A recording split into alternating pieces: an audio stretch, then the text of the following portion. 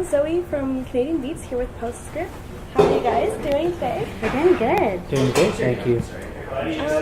So I want to get a bit on, well, obviously you know each other pretty well now, but so how did you first meet and what were your first impressions of each other?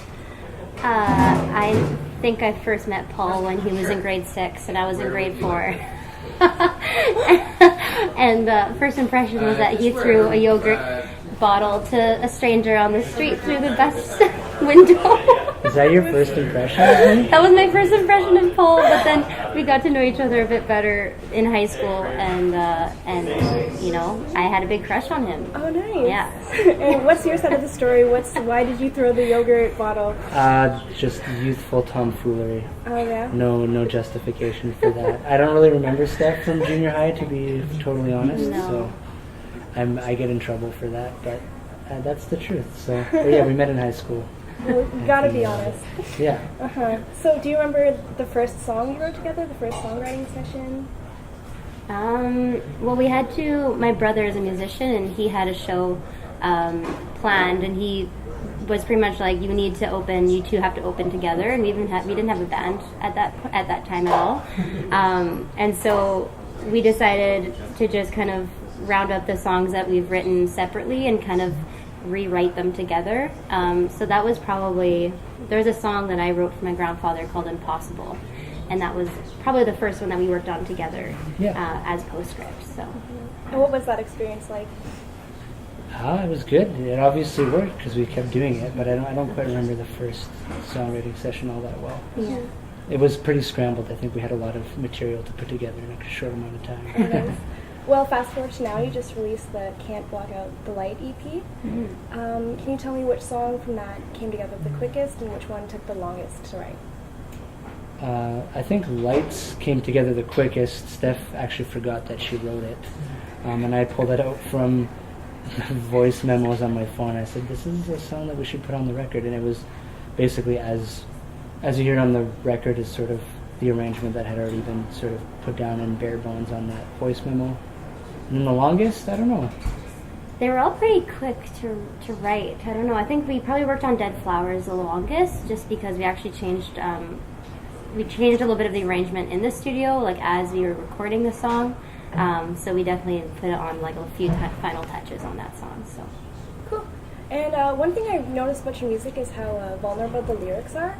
So I'm curious, is vulnerability something that comes easy to you? I think for me personally, when I'm writing, I'm usually upset about something or have something to say. When I'm happy, I'm usually like out and about with my friends or doing something different and not by myself sitting in my living room. So most of the time, writing songs just kind of means like saying things that I wouldn't usually be able to say, and like letting myself feel all those feelings as well. But how about you?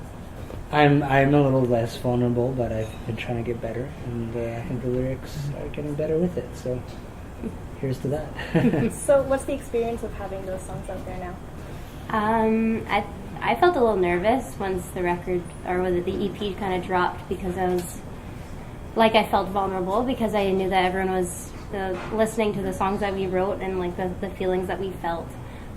We had a really tough year last year, and those songs were the songs that we wrote throughout that tough year. So it was, it made me feel a little nervous knowing that everyone was going to be listening to it, but also happy because that's the point of writing and recording music, is that other people can relate to it, and hopefully the songs that we wrote can help people go through certain tough times. Yeah, it's definitely better to connect with something that's honest, so it's something that listeners definitely appreciate. Mm-hmm. Another thing I noticed is you have a few songs in French, and I also heard that you're going to be releasing an EP in French soon.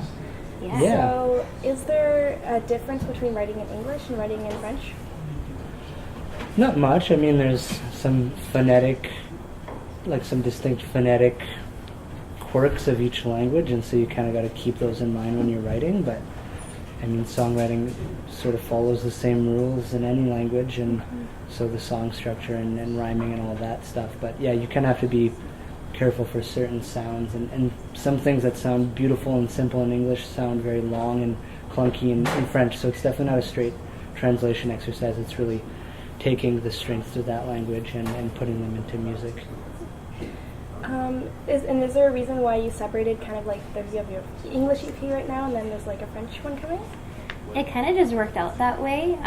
We had this EP recorded, we started recording it in January last year, so it's always been kind of in the plans, but then we played at Les Franco de Montréal last summer, and so we had to kind of write and revisit a bunch of songs, so we had all these songs ready to pretty much record, and our good friend Ben and Lisa from from Moncton, they have a home studio there that they work out of, and they invited us to come and record our next record. So it kind of just all happened all at once, and we're going to be recording that record in the next 10 days. Oh, wow. Like we're going to be going, that's super soon, but nice. in about So 10 you guys days we'll be there. Must be busy.